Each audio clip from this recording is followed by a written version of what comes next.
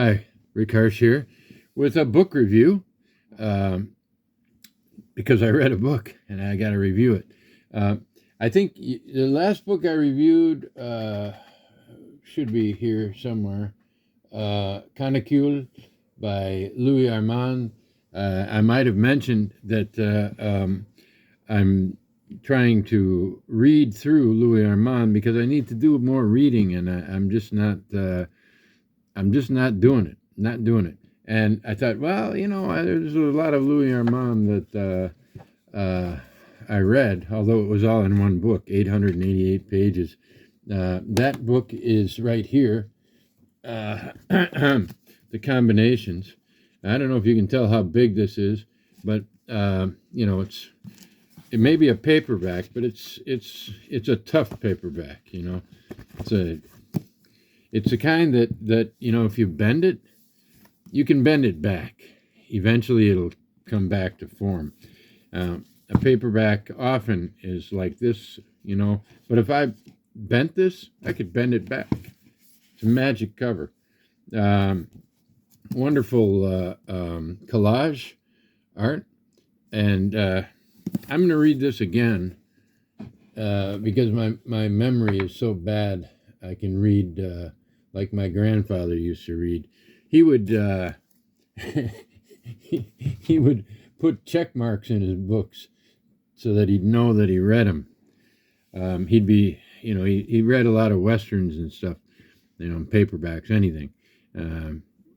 Pass the time, I guess. Anyway, he'd put a mark in the book so knew he read it, but eventually all his books had marks in them, so he didn't know which ones he'd read and which ones he hadn't. And I guess he had the foresight to realize that this could go on forever, at least until he died. And so he didn't put a second check mark when he reread a book or reread a book, because you never knew when he started the process.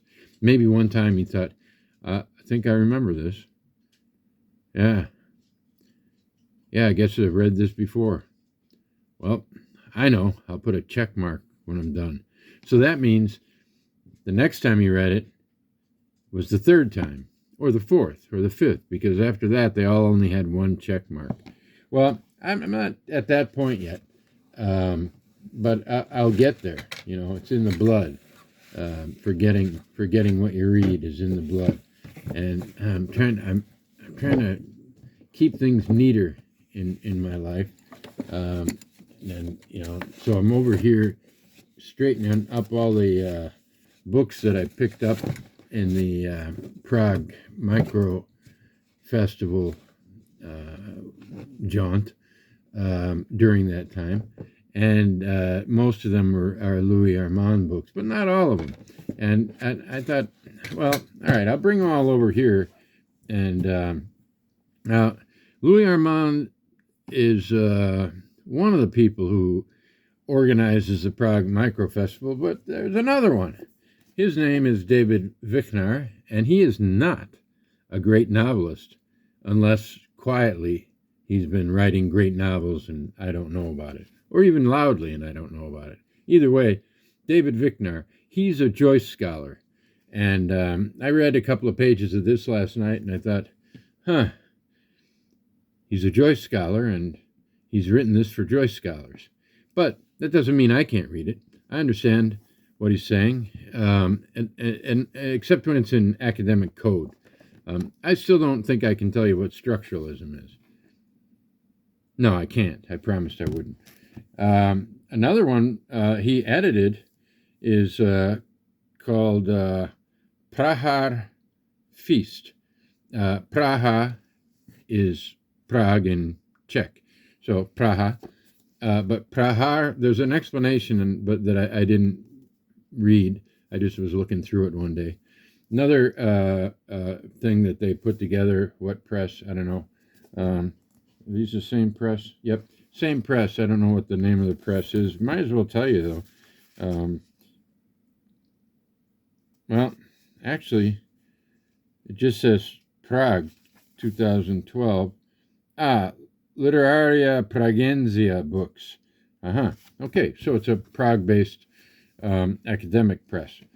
And I also have over here The Good Soldier Schweik by Hašek, one of the most famous Prahensians.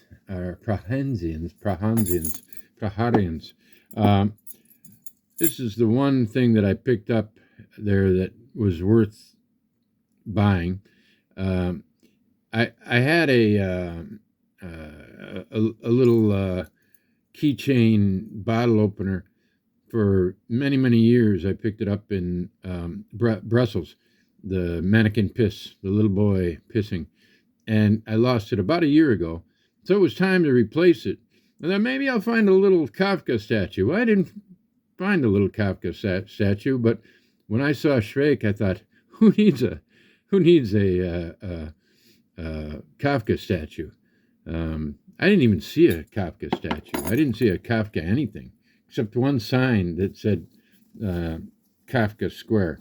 Anyway, this is one of the all-time great anti-war novels, and it's very funny, and I thought, it's time to reread this.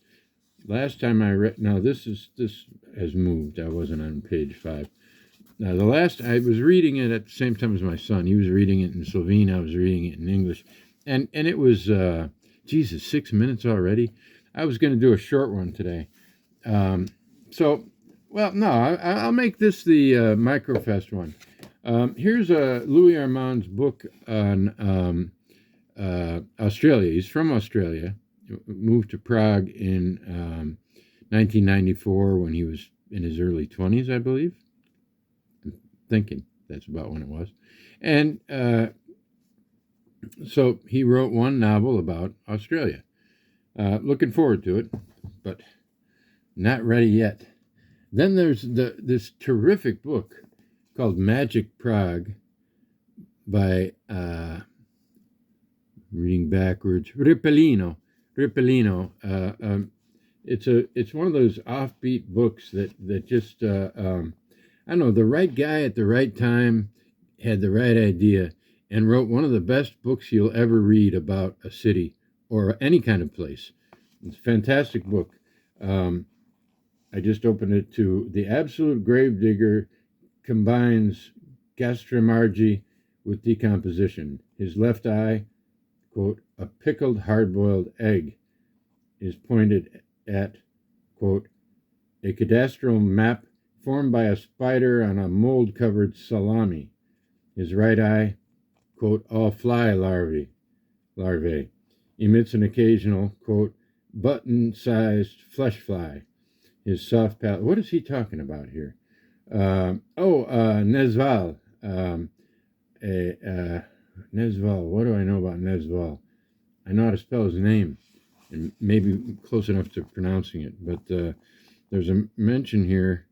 A gluttonous larvae, a gargantuan creature engrossed in devouring ore of his daily putrid lunches. I've got to set this aside and look into this Nezval character. Other books we got here, there are 2 copies of this because David Vicknar was guilty of translating what is by some considered the first Dada novel by Melchior Vischer. I read the introduction and read into the book just to see what it was like, and what a sad character, tough life. But the Dada movement, or I don't know, it's sort of incoherent, abstruse, diffuse. The Dada folk are a real interesting bunch, and I think that it was never a real movement proper, because these are not people like the often very how would you call them, the surrealists were often more conformist.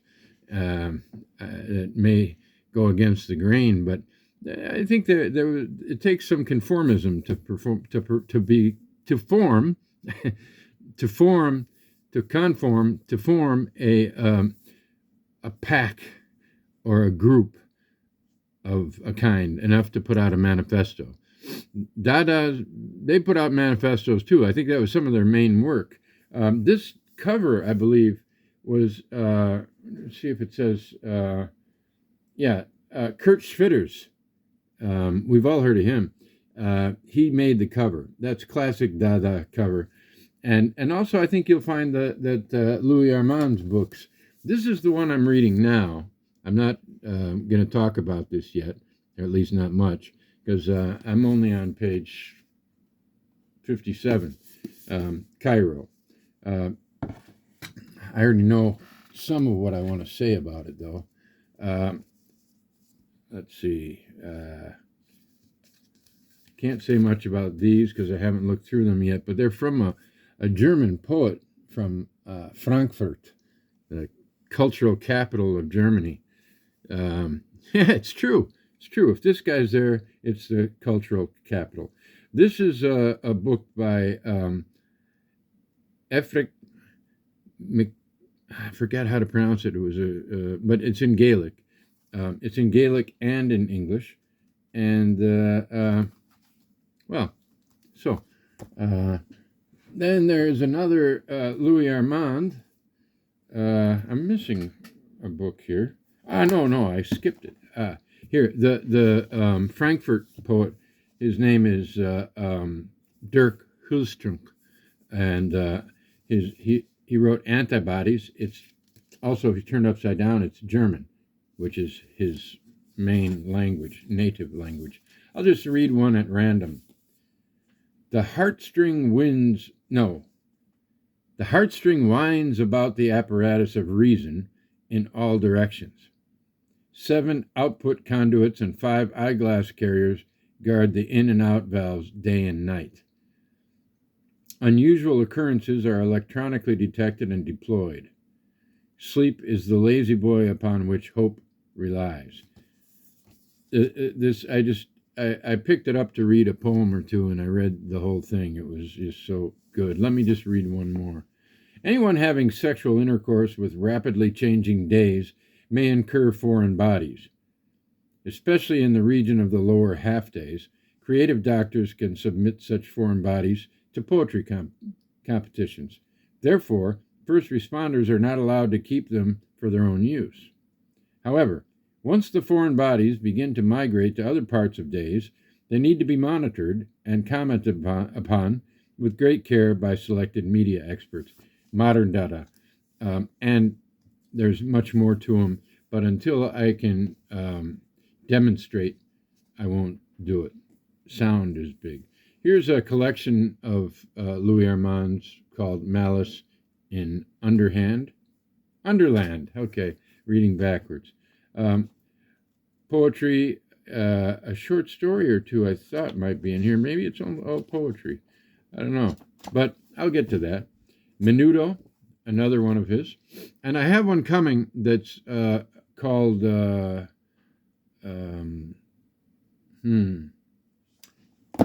be on the back of this one. Breakfast at Midnight, which was called by someone named Richard Marshall, writing for 3 a.m., at 3 a.m., I don't know. But he called it a perfect modern noir. Not Cairo, but Breakfast at Midnight.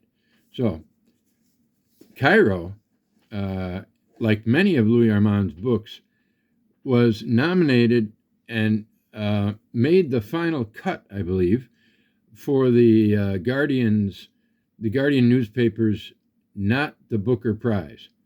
They do a sort of anti-Booker or other than Booker prize, and I came across the first Guardian reviewer's review of Cairo, and it is such a brilliant example of everything that's wrong with reviewing in the upper circles, but not the highest ones. I think the highest ones would have people like Vicknar, who write, about theory, and within theory, without theory. In this case, Joyce against theory, but who really are extremely serious critics, not writing to sell or destroy. They're writing to find, I suppose, the deepest possible understanding of an author.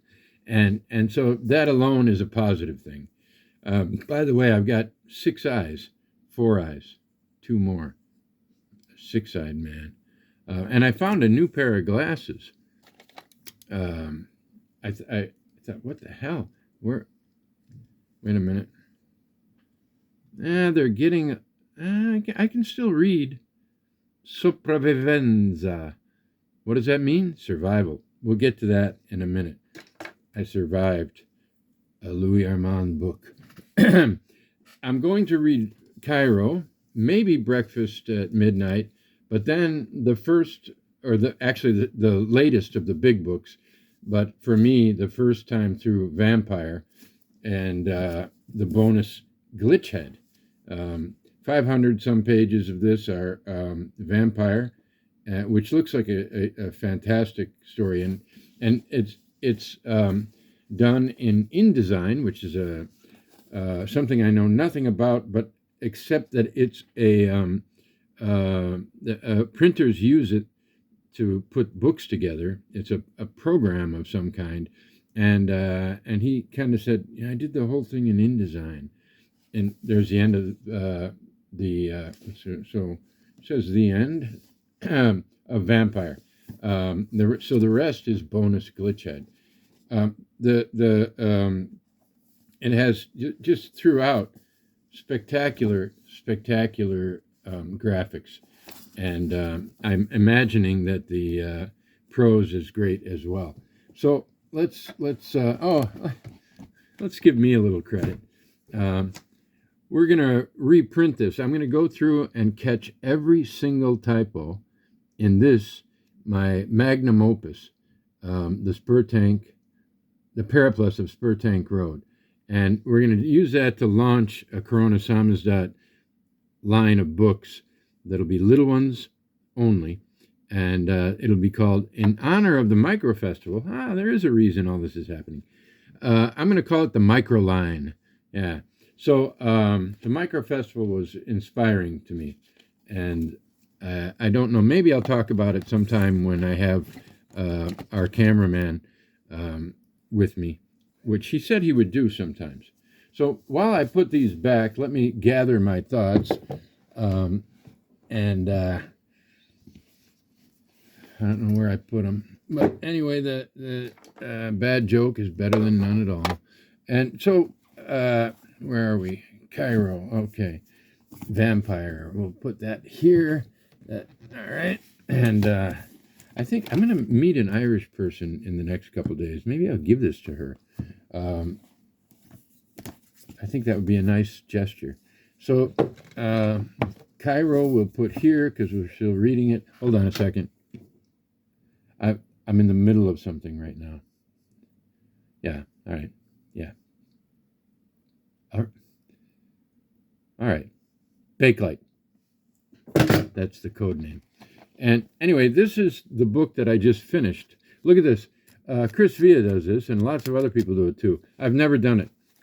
I found in an office at the Maritime University down the coast a little this thing, and it's got these, and I don't know, it's a cute thing. An old collector of notebooks like myself couldn't say no.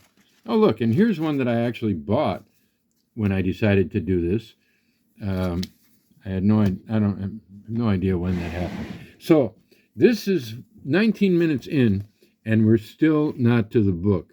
I don't use, I don't know how to put markers in, to tell you the actual review starts at 20 minutes.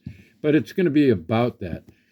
I was very excited to see this and to read it because what you may not know and what I know are two very different things. For instance, when you're in your bathroom you can look around and say, this is my bathroom.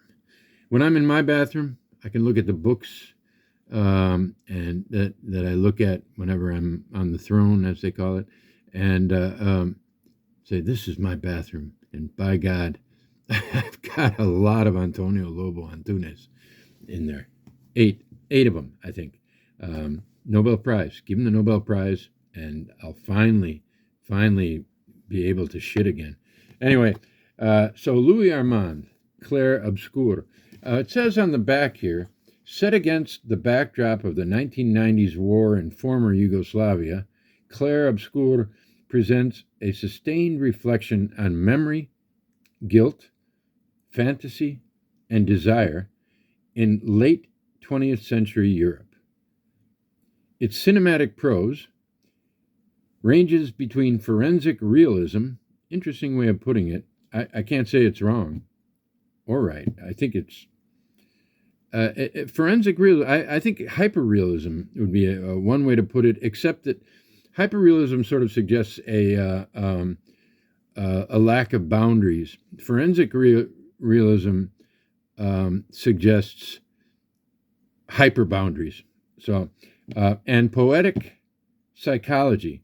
I think they leave out philosophy. I would say poetic philosophy and psychology.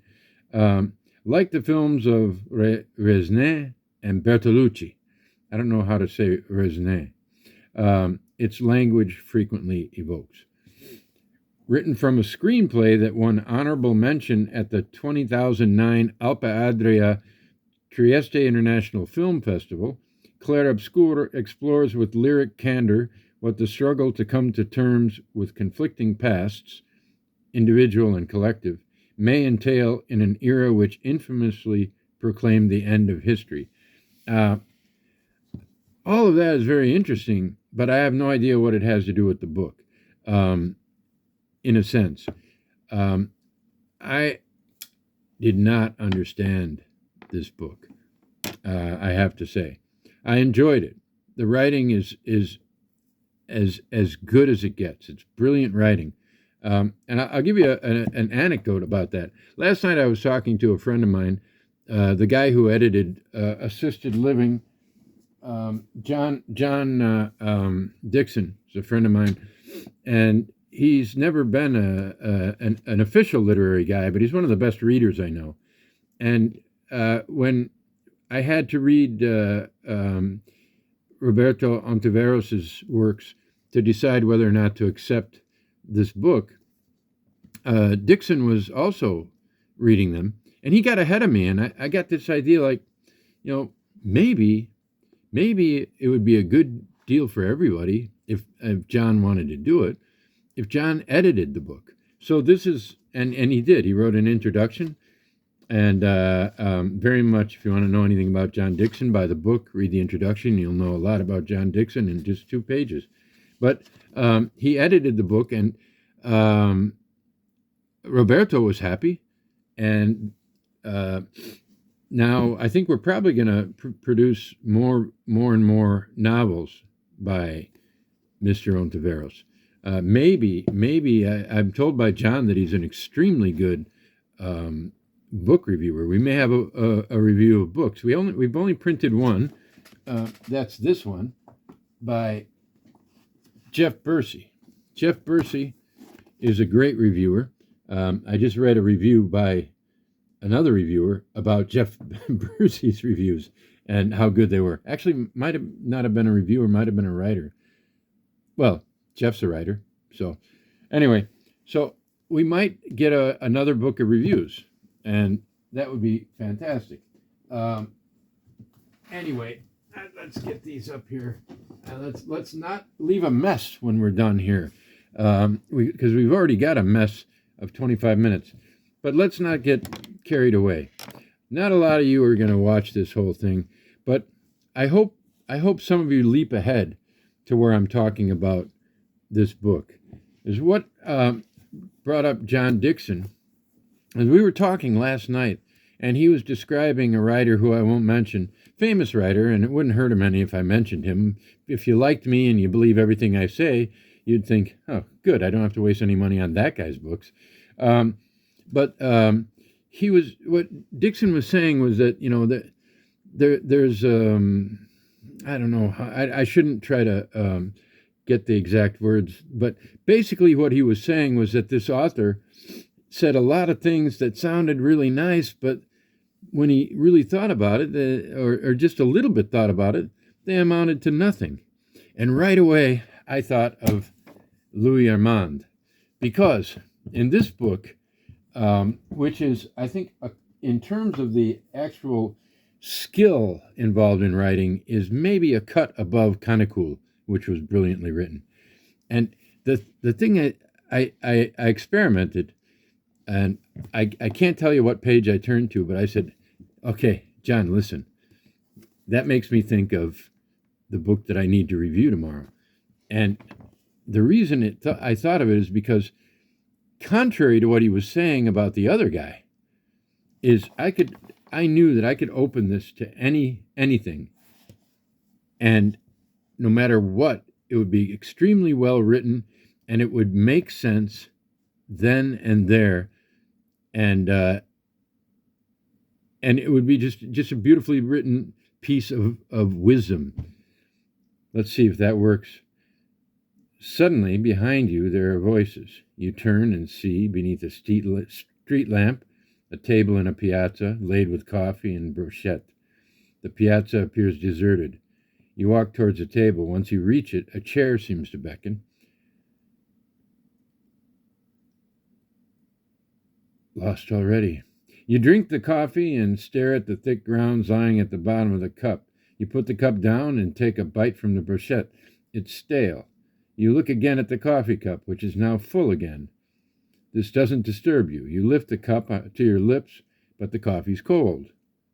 You snap the brochette in half and dip both pieces in the coffee and wait for them to dissolve.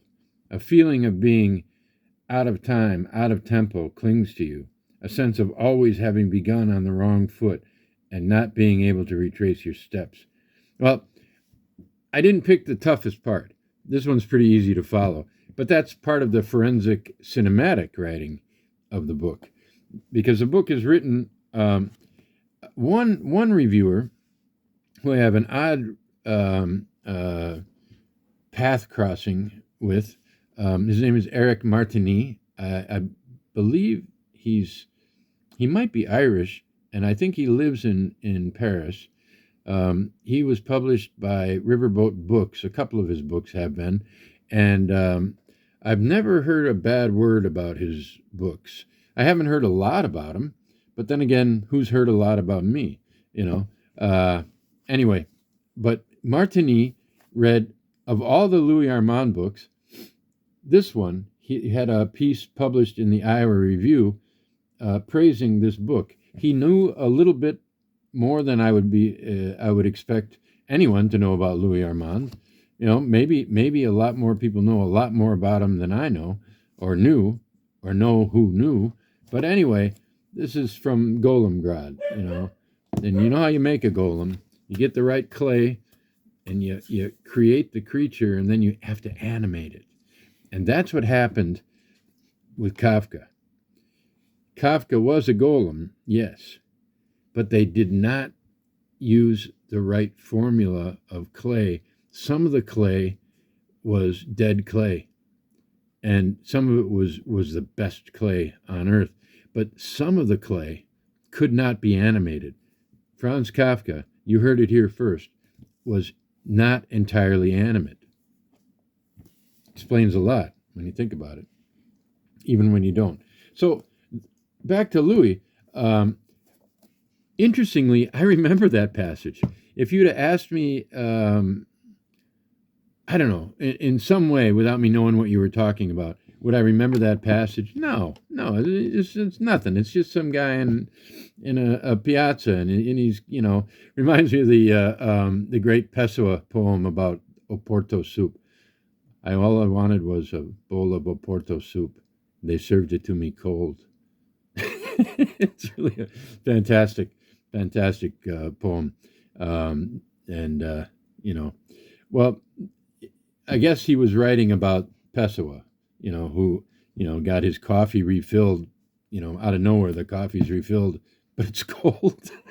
But anyway, that's not a very you're not going to be getting the best possible review of this book, but you're gonna be curious about it. And if you're not, well, here, something to be curious about. Why? What was it about this cover? It's Trieste.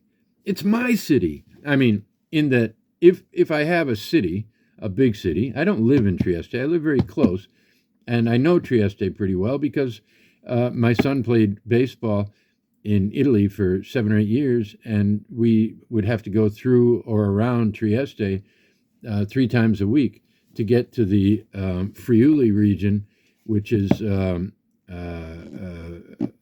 notoriously historically fascist. Not necessarily the people. A lot of the people were Slovenes. A lot of them were Italians. They got along. They were fine until the fascists, started, with romping around and trying to take territory and taking territory and fucking over Slovenes and killing Slovenes and burning the Slovene Cultural Center in 1920 and all this proto-Mussolini. And by the way, the evil team, the Yankees of Friuli, were from Ronchi de Legionari, where the airport is, about 40-minute drive from Trieste, and that was near where our June's team was his last few years. But Ronchi de Legionari is called de Legionari, of the Legionnaires, because that was where Gabriele D'Annunzio mustered his troops preparatory to the march on Rijeka or Fiume, one of the pre-fascist bizarre events in history. I won't go into that any further. I just want to say that it was me and our director are going to go to Trieste and try to reproduce photographically this photograph and this photograph. And the interesting thing about this is that this statue here is this statue here, and this building here is right next to this building here. And in the book, there's a bizarre event in the annals of Trieste history. In the late 1700s, a guy named Winkelmann, who is a pretty well-known intellectual homosexual to some, and a pretty well-known intellectual art historian to others, somewhat groundbreaking. He was murdered in one of these two buildings by someone who he maybe had nothing to do with. Robbery was certainly the motive, although nothing was stolen, so robbery wasn't the motive. But that happened there, and but what does it say? I mean, it's one of these cases where a lovely cover, two different visions. What you've got? Look, this is how I knew for sure it was Trieste. That's the karst region, and on a clear day you can see the highest mountain in Slovenia back there, and then the Alps climb until they get deep into Italia. So on the other side, you have the obscurantism, the obscuring fountain. This is a fountain, and what's it called? Is it called the Fontana dei Quattro Continenti, the fountain of 4 continents. Interesting. Directions might be. Maybe I don't know the language. Anyway, so I was really curious about this, and it turns out not much of the book takes place in Trieste outside of a certain villa that you never find out much about, except. Let me just tell you one thing. He does describe the villa. It's a very interesting place. I'm wondering if he based it on one that I should know about, or a famous one, or one that he'd been to. But he's talking about it. Surveyed from the high wrought iron gallery that circumnavigates it, the glass house, with its cameo garden en la baume. He uses a lot of foreign phrases.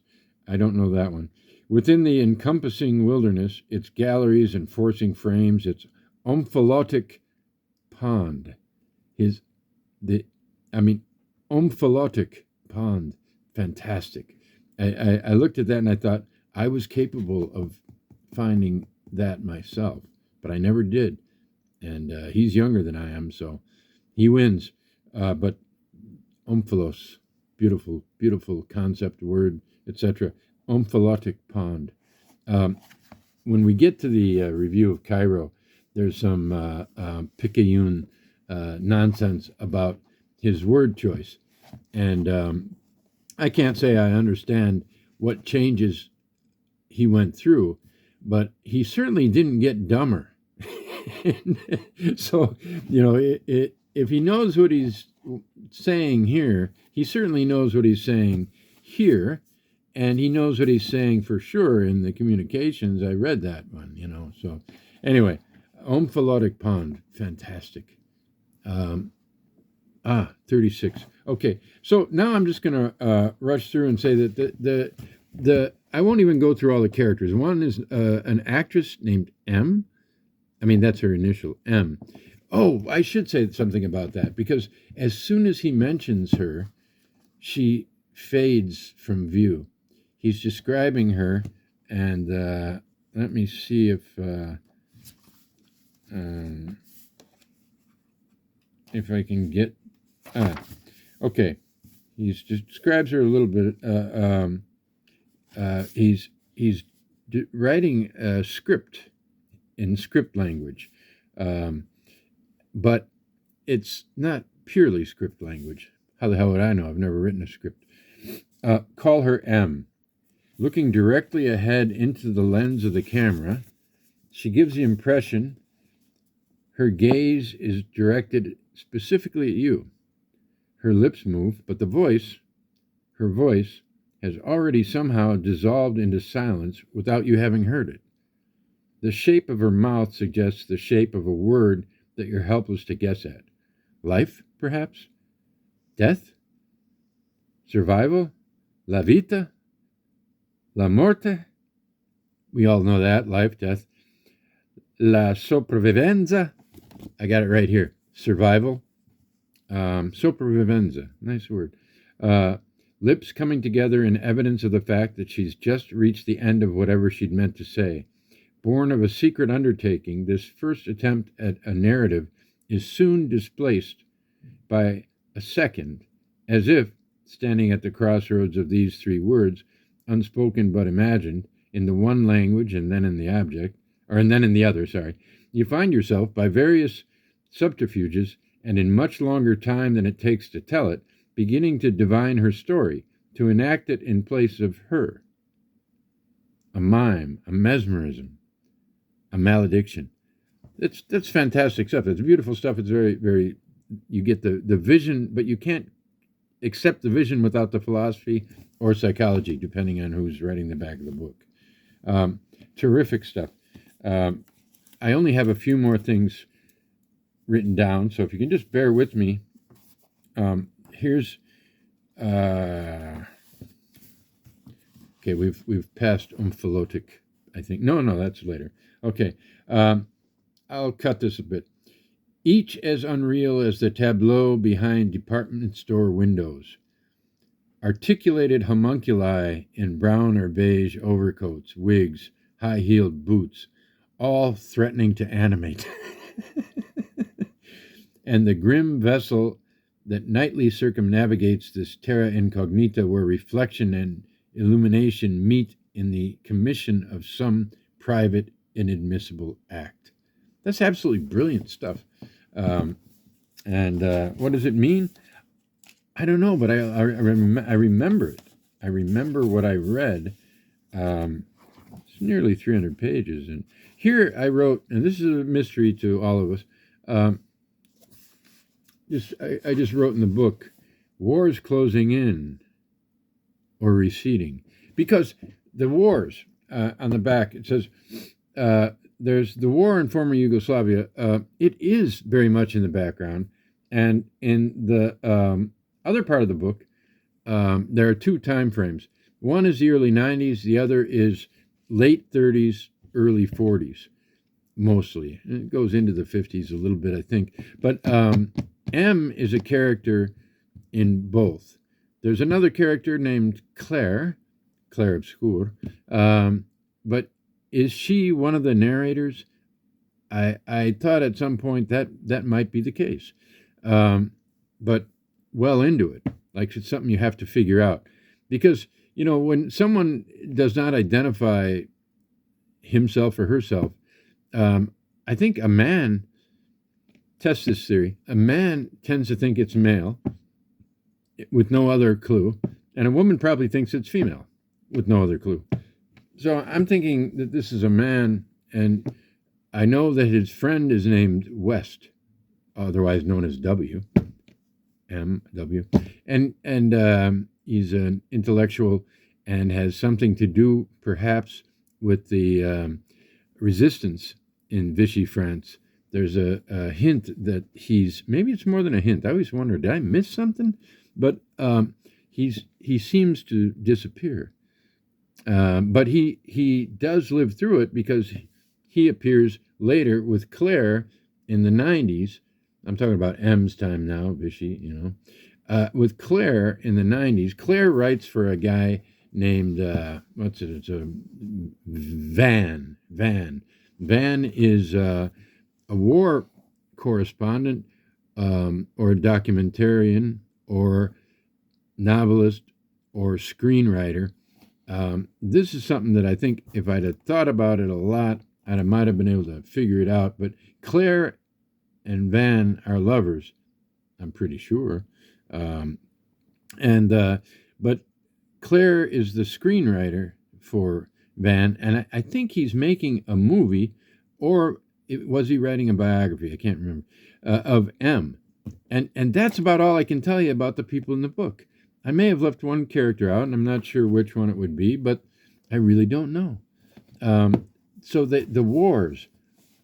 He mentioned San Saba, which is the only crematorium in Italy. It was set up in 1943. And some of the people are mentioned in the book.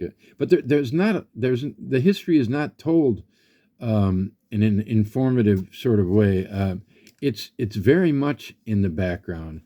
I think artfully so.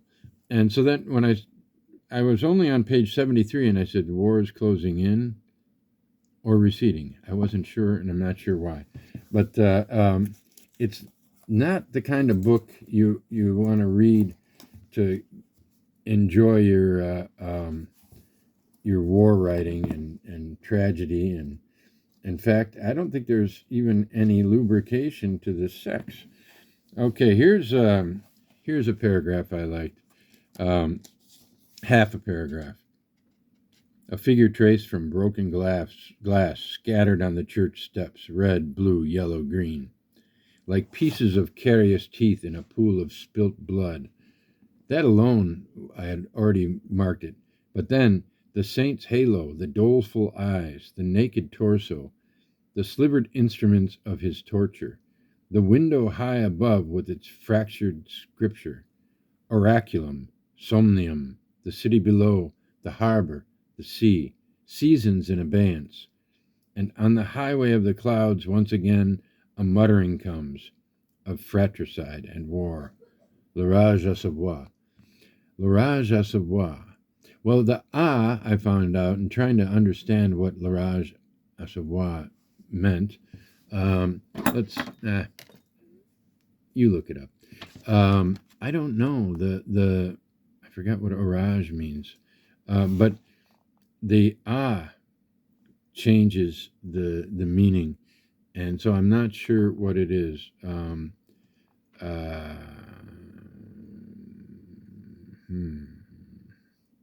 Wind. Fuck it. Okay. Well okay. We got French.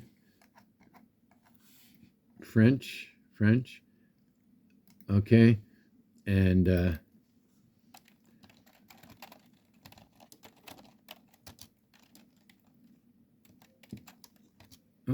caps lock. L'orage. The storm. That's what it was. And wind. The storm. I can put but I can't put the I don't know how to get that diacritical over it, and it has one. But savoir. To know. So the storm to know. The knowledge of the storm knew. I don't know, but either way it's poetic. Okay, I almost, I could have done this easier. I should have said, I don't understand this book. I think you should read it. I think it's brilliant, but I'm not going to pretend to understand it. So I'm just going to read chapter 24. See, I circled it. Then I decided I'm not going to just read a whole chapter. I don't like reading my own stuff out loud. Why should I? It's nicer to read somebody else's stuff out loud. But even then, enough is enough, don't you think? I do. So we're almost done. Chapter 35 begins thusly. The journey always begins, see, in the mirror's white abyss between the eye and the Argus of paranoia. It's a nice way to start a chapter. A better man would tell you what the hell that meant, but I got to get on with this reading business. I can't spend so much time reading every book. I'm going to race through Cairo. That one's a lot easier to understand. That's M. Okay, as I read this, I wondered, okay, that M finally died. And the last line is dust motes suspended in the gloom. Beautiful poetic sentence, dust motes suspended in the gloom. But I think that was the end of M. And then there's the rest of the book. A lot of it takes place in Venezia. I don't know. I've been to Venice many, many times because it's only 2.5 hours from this apartment across Trieste and then across Friuli and to Venice. Anyway, but I don't know the places. Often I'm taking someone there who's never been there, and I have my favorite spots that I want to show. Sometimes I go just to see some odd place or another. Good place to meet people who want to come to Europe but don't want to spend time at my apartment. Meet me in Venice. I'll be happy. I'll be flattered. So that's it for CLAIR OBSCUR. I recommend it very, very highly.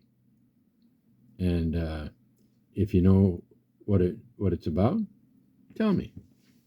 Not talking to you, Louis. You just keep it to yourself. Great stuff. Next, maybe Cairo. We'll see. Thanks for sticking with me, if anybody did.